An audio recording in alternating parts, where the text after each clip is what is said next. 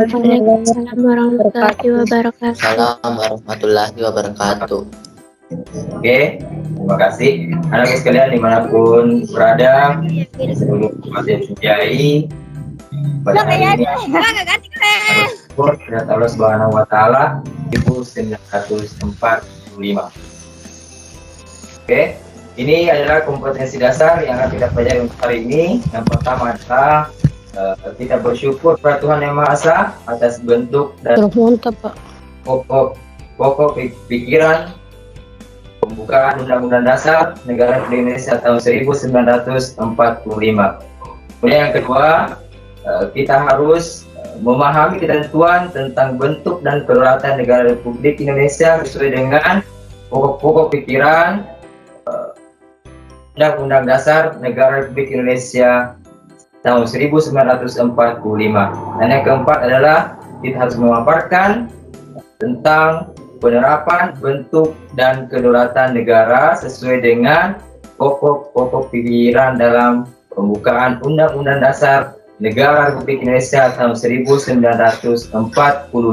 Dan adapun tujuan pembelajaran yang akan kita capai untuk pertemuan kita hari ini adalah yang pertama adalah kita harus selalu bersyukur pada Tuhan Yang Maha Esa dalam mempelajari pembuktian prinsip-prinsip kedaulatan sesuai dengan pokok pikiran pembukaan Undang-Undang Dasar Negara Republik Indonesia tahun 1945. Kemudian yang kedua adalah kita harus menunjukkan sikap tanggung jawab.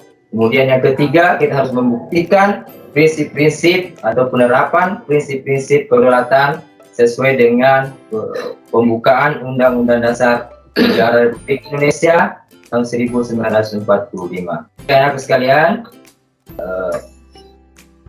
ya ini tentu untuk pertemuan kita atau pembelajaran kita yang sudah atau minggu yang lalu, ini tentunya kita sudah belajar tentang kedaulatan.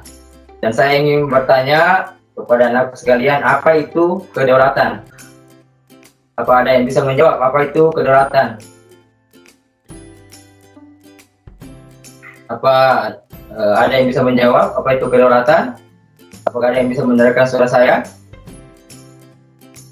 Apa itu kedaulatan? Saya kasih kesempatan untuk anakku sekalian yang bisa, silakan menjawab. Kalau bisa angkat tangan kemudian menjawab apa itu kedaulatan. Saya tunggu jawabannya. Kemudian yang kedua, apa jenis-jenis kedaulatan? Sebutkan jenis-jenis kedaulatan yang pernah kita pelajari pada materi yang lalu. Kemudian yang ketiga, apa itu kedaulatan rakyat? Ya, ini merupakan bagian dari jenis-jenis kedaulatan. Termasuk dalamnya adalah Feby Fahira. Oke, silakan. Silakan Feby Fahira, silakan menjawab, nak. Silakan. Kedaulatan adalah kekuasaan tertinggi atas pemerintahan negara, daerah, dan sebagainya. Oke, terima kasih. Ya, betul sekali. PTD SMP Negeri 5, Pak. Oke, dari SMP Negeri 5, Pak. Oke, betul sekali ya. Oke, kemudian selanjutnya jenis-jenis kedaulatan, bisa tidak? Bisa Pak, saya Pak Muhammad Bizar. Ya, atas nama siapa? Muhammad Abizar. Saya, Pak. Oke, Muhammad Abizar. Oke, saya kasih Ya, kesempatan dulu. Dari mana? Dari mana? SMP Negeri 5 Pak, Sinjai. Terima Sinjai. Oke, silakan, nak. Silakan. Kedaulatan ada 4. Yang pertama adalah kedaulatan Tuhan. Merupakan jenis kedaulatan yang bersumber dari Tuhan yang diberikan kepada raja atau juga pihak penguasa. Yang kedua, kedaulatan raja. Yang ketiga, kedaulatan negara. Yang keempat, kedaulatan hukum. Yang kelima, kedaulatan rakyat. Oke, terima kasih. Oke, saya tepuk tangan ya untuk temannya ya. Atas nama siapa tadi? Atas nama siapa? Muhammad Abizar, Pak. Oke, Muhammad Abizar. Ya, Pak.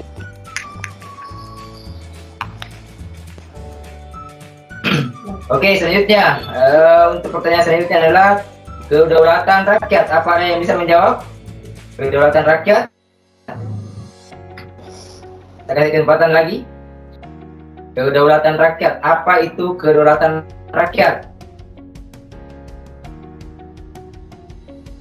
Ada? Silakan angkat tangan. Atau baru diingat-ingat, ingat-ingat kembali materi yang lalu. Kedaulatan rakyat.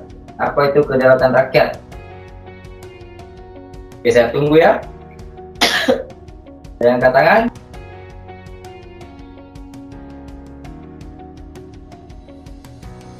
Oke, saya lanjut. Saya tunggu dulu. Ada yang mau silakan. Nah, kita lanjut ya. Sebentar menunggu. Kita lanjut materinya. Sebentar, kalau ada yang mau menjawab, silakan angkat tangan. Kemudian saya memberikan kesempatan untuk menyampaikan pendapatnya tentang. Oke, kembali. Ada Febi Fahira. Silakan, Nak. Kembali, Febi. Kedaulatan rakyat adalah teori yang menyatakan bahwa kekuasaan dalam suatu negara ada di tangan rakyatnya. Ya, oke, betul sekali. Bahwa kedaulatan rakyat adalah bahwa kekuasaan tertinggi ada pada rakyat. Tangan rakyatnya. Oke, betul sekali ya, betul sekali. Oke, terima kasih. Oke, kita lanjut. Masuk ke pelaksanaan kedaulatan Negara Kesatuan Republik Indonesia. Ya, bahwa sesuai dengan pokok-pokok pikiran yang terkandung dalam pembukaan Undang-Undang Dasar Negara Republik Indonesia yang didasarkan pada prinsip-prinsip pembukaan Undang-Undang Dasar Negara Republik Indonesia tahun 1945. Oke. Dan adapun pokok-pokok pikiran yang terkandung di dalam pembukaan Undang-Undang Dasar Negara Republik Indonesia tahun 1945, yaitu yang pertama, yaitu bahwa negara melindungi segenap bangsa Indonesia dan seluruh tumpah darah Indonesia dengan berdasarkan atas persatuan, yang kita kenal dengan pokok pikiran persatuan. Kemudian yang kedua, ada bahwa negara hendak atau mempunyai cita-cita untuk mewujudkan keadilan sosial bagi seluruh rakyat Indonesia. Kemudian yang ketiga, bahwa negara yang berkedaulatan rakyat berdasar atas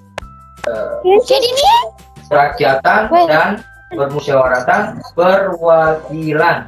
Yang keempat adalah negara berdasar atas ketuhanan yang Maha Esa, menunjukkan kemanusiaan yang ada. Yang pertama adalah pikiran yang pertama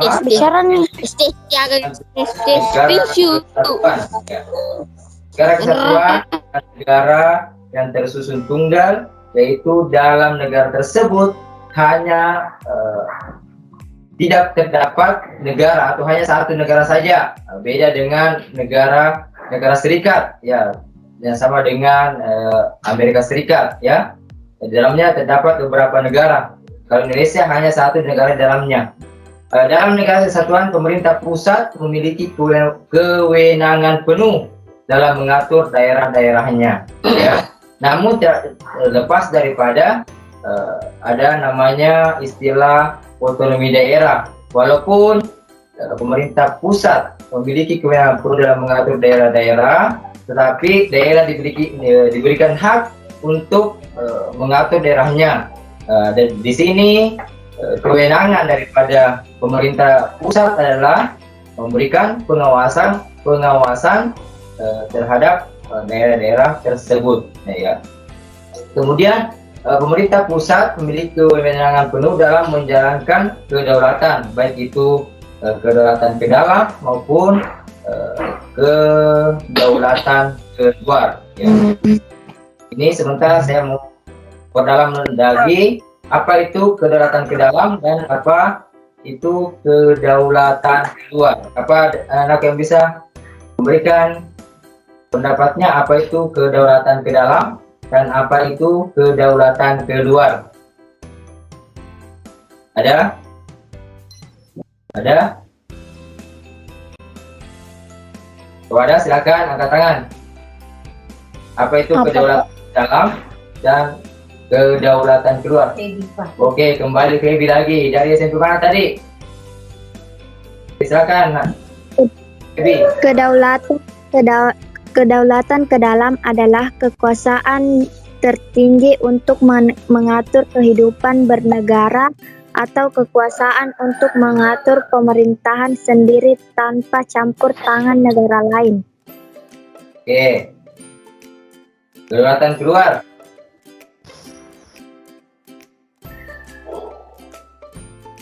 Kalau kedaulatan keluar, tidak.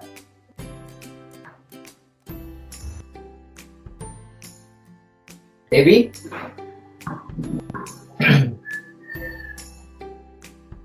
Kedaulatan keluar adalah kekuasaan tertinggi untuk mengadakan hubungan kerjasama dengan negara lain yang saling menguntungkan untuk kepentingan bangsa dan negara.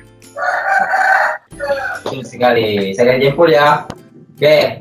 Kemudian lanjut ke materi selanjutnya, itu adalah ciri negara kesatuan. Ya, ada beberapa ciri-ciri negara kesatuan. Yang pertama adalah bahwa negara tersebut hanya satu konstitusi. Ya, sama dengan di negara kita Indonesia ini, konstitusi kita itu adalah pembukaan Undang-Undang Dasar atau Undang-Undang Dasar Negara Republik Indonesia tahun 1945. Kemudian hanya satu parlemen, ya. Kemudian hanya satu kabinet, ya. Hanya ada satu kabinet saja. Sekarang kita masuk ke pokok pikiran yang kedua, ya, yaitu bahwa negara hendak mewujudkan keadilan sosial bagi seluruh rakyat Indonesia. Ya, ini pelaksanaan keadilan sosial yang utama adalah dianutnya sistem negara hukum. Ya, sistem negara hukum. Ya, ini garis bawahi adalah sistem negara hukum. Ya. Kemudian secara jelas tertuang dalam Undang-Undang Dasar Negara Republik Indonesia tahun 1945 pasal 1 ayat 3 yang berbunyi bahwa negara berdasar atas hukum. Iya. Kemudian pasal ini mengandung makna bahwa hukum di Indonesia adalah kedaulatan yang demokratis berdasarkan konstitusi. Ya.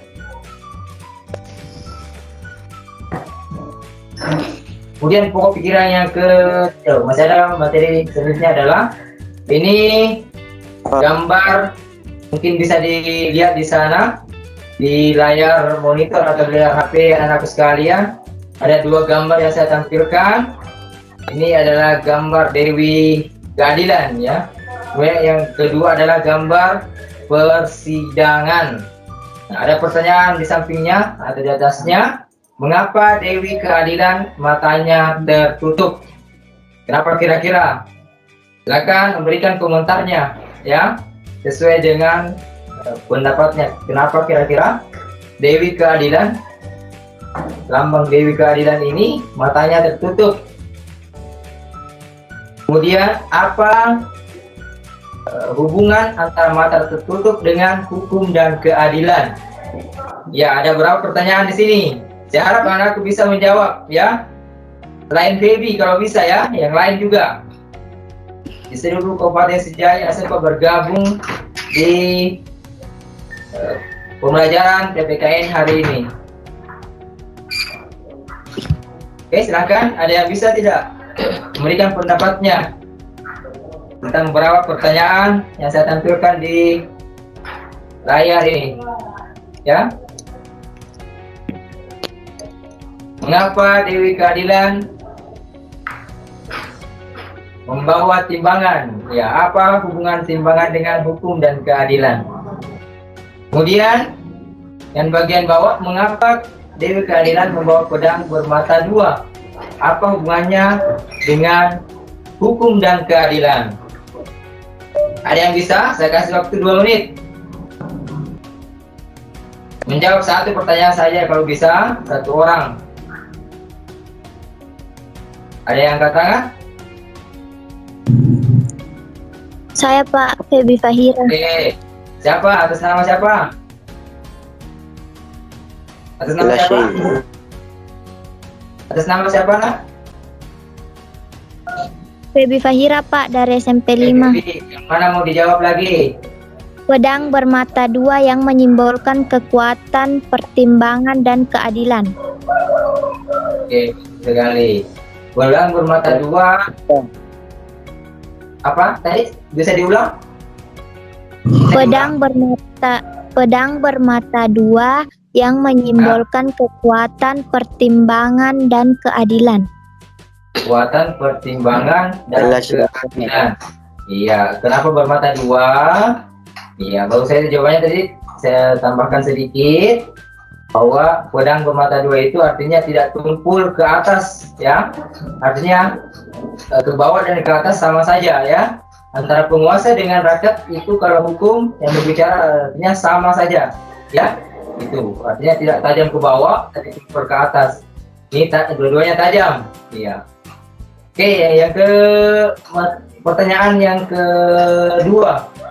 Mengapa Dewi Keadilan matanya tertutup? Saya Pak. Siapa lagi? Nama siapa? Nama siapa? Ya? Atas nama Susilawati dari UPTD SMP Negeri 6 Sinjai.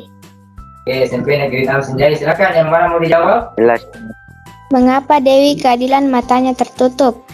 Untuk mengindikasikan bahwa keadilan harus diberikan secara objektif tanpa pandang bulu, blind justice dan blind equality. Oke, betul sekali. Tanpa melihat siapapun, makanya matanya tertutup. Oke, kita masuk ke pertanyaan ketiga. Mengapa Dewi Keadilan membawa timbangan? Ini pertanyaan ketiga. Mengapa Dewi Keadilan membawa timbangan? Kira-kira untuk apa? Untuk apa timbangan di bawah ini? Apa hubungannya dengan hukum dan keadilan? Oke? Ada yang bisa menjawab? Timbangan. Nur Fadila SMP 20 Pak. Oke, Nur Fadila silakan lah, SMP 20. Maknanya adalah hukum tidak pernah memihak. Setiap perbuatan akan ditimbang berat ringannya sebelum hukumnya dijatuhkan. Oke, terima kasih banyak. Betul sekali, artinya tidak berat sebelah, artinya harus seimbang, ya, harus adil, tidak ada timbangan. Oke, terima kasih bagi aku sekalian yang telah menyumbangkan atau pendapatnya tentang pertanyaan-pertanyaan yang saya munculkan di layar monitor atau di layar HP anak-anakku sekalian. Oke, kita masuk ke pokok pikiran yang ketiga. Ini negara yang berkedaulatan rakyat berdasar atas kerakyatan dan permusyawaratan perwakilan. Bahwa kedaulatan rakyat memandang bahwa kekuasaan tertinggi dalam suatu negara ada pada rakyat, ya. Maka rakyat memiliki tanggung jawab untuk melindungi segenap warga negara, ya, menjamin keamanan dan ketertiban negara. Itulah kewajiban-kewajiban daripada warga atau rakyat, ya. Negara bertanggung jawab terwujudnya keadilan, ya. Negara harus ada dalam perwujudan keadilan dan kesejahteraan. Dan di samping itu rakyat juga bertanggung jawab terhadap ketertiban masyarakat dan kedisiplinan masyarakat. Oke, ini ada lagi gambar yang saya tampilkan. Hubungannya dengan pelaksanaan kedaulatan. Kira-kira gambar apa ini yang saya tampilkan? Saya bisa menjawab? Pemilu Pak, pemilu. Itu atas nama siapa ini yang menjawab? Mama Bizar Pak. Abizar. Oke, Abizar dari SMP berapa tadi? Abizar? Negeri 5. Negeri 5. Sinjai. Bisa menjawab apa hubungannya dengan pelaksanaan kedaulatan? Tunggu Pak. Saya tunggu ya. Google. Oke. Yang lain juga silakan. Apa hubungannya antara gambar yang saya tampilkan dengan pelaksanaan kedaulatan rakyat?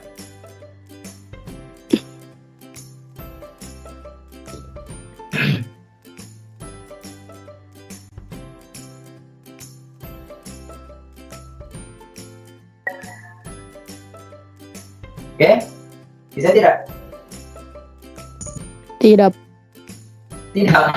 Oke, lanjut sebentar cari jawabannya, hubungannya dengan pelaksanaan kedaulatan. Tadi kan sudah dijawab bahwa gambar tersebut adalah pemilu atau pemilihan ya, pemilihan umum. Yang saya minta apa hubungannya dengan kedaulatan rakyat? Ya. Atau saya menjawab? Saya tunggu jawabannya ya. Saya tunggu saya jawabannya. Nanti anak sekalian. Saya Pak. Apa? Nama besar Pak. Hubungannya adalah pemilu merupakan pemilihan umum yang berlaku untuk semua masyarakat tanpa memperhatikan status sosial. Kedaulatan rakyat juga terdapat di dalam karena pemilu itu dari rakyat, oleh rakyat dan untuk rakyat. Oke, betul sekali ya.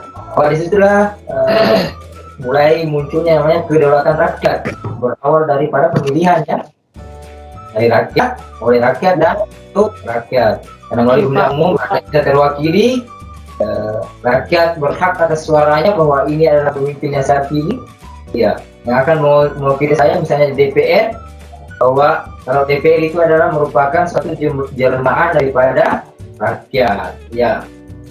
Oke. Masuk ke materi selanjutnya. Yang keempat, pokok pikiran yang keempat. Ini ada gambar yang saya tampilkan lagi. Gambar apa ini? Gambar pramuka Pak. Anak-anak pramuka. Kira-kira ini apa? Nanti baca sesuatu ya.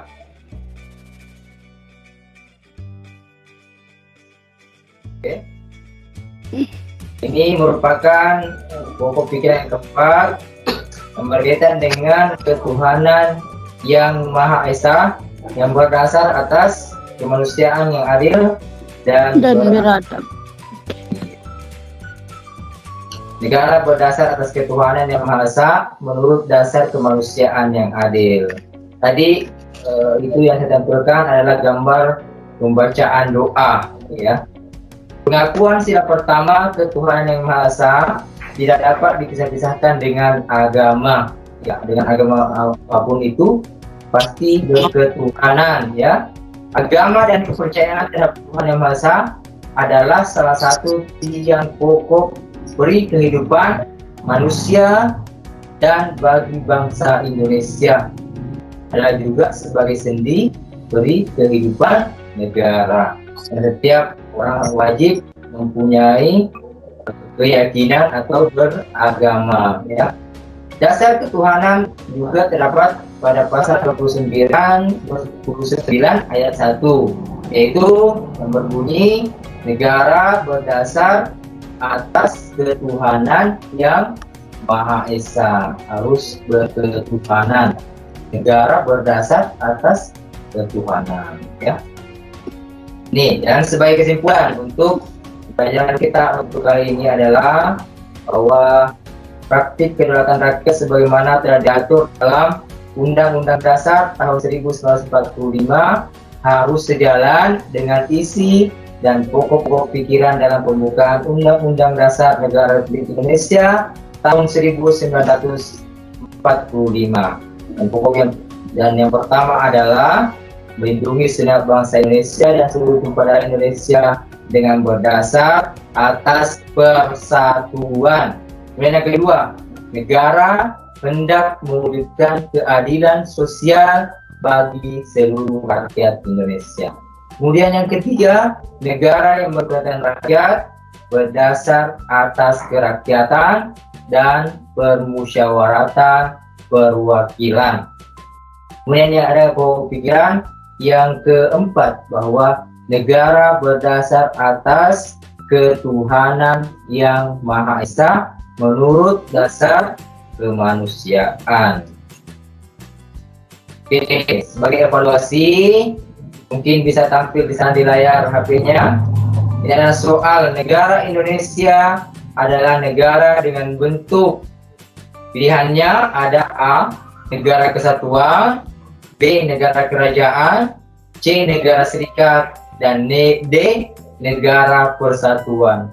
Ada bisa menjawab tidak? Yang mana kira-kira yang paling tepat dari soal tersebut? Indonesia adalah negara dengan bentuk titik-titik. Apa yang mana yang paling benar di sini? Ada bisa menjawab tidak? Kesatuan. Negara kesatuan apa? Negara kesatuan Oke. Pak. Sekali ya, betul sekali. Negara kesatuan. Iya. Negara Indonesia adalah negara kesatuan. Negara Kesatuan Republik Indonesia. Boleh, oke. Yang kedua, makna terdalam dari kedaulatan rakyat adalah, tadi temannya sudah menjawab apa itu kedaulatan rakyat. Yang ada di sini, kedaulatan rakyat adalah titik-titik A, B, C, atau D. Angkat tangan, siapa yang paling cepat? Ya, silakan, siapa yang paling cepat menjawab? Ada? A, B, C, atau D? Ada yang bisa menjawab? Makna kedaulatan rakyat. Tadi sudah dijelaskan tadi apa itu kedaulatan rakyat. Tinggal diulangi. Pilihannya A, rakyat sebagai sumber kehidupan negara. B, kesejahteraan dan keadilan untuk rakyat. C, pemerintah dari rakyat, oleh rakyat dan untuk rakyat. Dan D, pemerintah mengutamakan rakyat yang tidak mampu. Kedaulatan rakyat adalah teori yang menyatakan bahwa kekuasaan dalam suatu negara ada di tangan rakyatnya. Ya, C, Pak. artinya. Yang mana yang benar? B. B, Pak. Siapa yang pilih? C. Yang pilih C. Pak. B, Pak. Oke, ada pilih C, ada pilih B. Yang mana ini yang benar? Yang benar saya adalah B, Pak. bahwa kedaulatan rakyat yaitu adalah bahwa pemerintahan dari rakyat, oleh rakyat, dan Untuk rakyat. ya, yang benar adalah C. Ini materi pengulangan ya. Kita tinggal mengulang. Oke, masih ada satu lagi. Salah satu bukti bahwa Indonesia menganut kedaulatan rakyat adalah ada di sini. Apa di sini? D, A, B, C, atau D? Pak, D. C, Pak. D, Pak. Salah satu bukti bahwa Indonesia menganut kedaulatan rakyat dilihat daripada Dilaksanakan pemilu, memilih presiden. dilaksanakan pemilu untuk pemilihan presiden. Masuk ke selanjutnya. Tugas, silakan dipilih, coba yang mana mau dijawab di sini. Silakan yang mana mau dijawab. Nomor 3. Jelaskan apa yang sudah negara kesatuan. Nomor 1, Pak. Oke, yang nomor 3 tadi dulu. Siapa nomor 3? Nur Fadila, Pak. Oke, nomor 3 silakan. Negara kesatuan merupakan negara yang berdaulat di mana yang pemerintahannya tertinggi dilakukan oleh pemerintah pusat. Oke, betul sekali ya. Oke, jawabannya negara kesatuan adalah negara yang apa tadi? Dapat. Bilang? Nur Fadila? Masih mendengarkan suara saya, Nur Fadila? Oke, kemudian nomor 1 lagi. Nomor 1, siapa bisa menjawab nomor 1?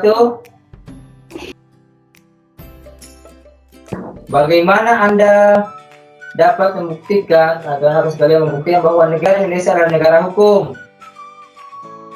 Dan nomor Karena- satu, tunjukkan 3 bukti bahwa kehidupan masyarakat Indonesia sehari-hari berdasarkan pada prinsip ketuhanan yang Maha Esa.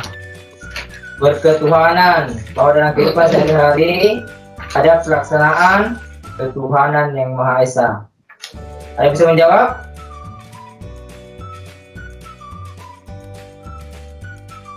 Tidak ada, silakan dikerjakan tugasnya ini. Nanti dikumpulkan di guru PPKN-nya masing-masing di sekolahnya ya. Dan saya kira untuk pembelajaran kali ini cukup sekian. Dan apabila ada kesalahan kata, saya Bapak minta maaf yang sebesar-besarnya kepada harus sekalian. Dan saya harap harus sekalian bisa belajar di rumah. Bagaimanapun kondisinya, manfaatkan segala apa yang ada yang bisa dimanfaatkan untuk belajar ya. Dan saya akhiri dengan belajar bersama, baca bersama, semangat dan selamat belajar. Salam baca. Dan saya akhiri dengan ucapan Assalamualaikum warahmatullahi wabarakatuh. Waalaikumsalam. Waalaikumsalam warahmatullahi wabarakatuh.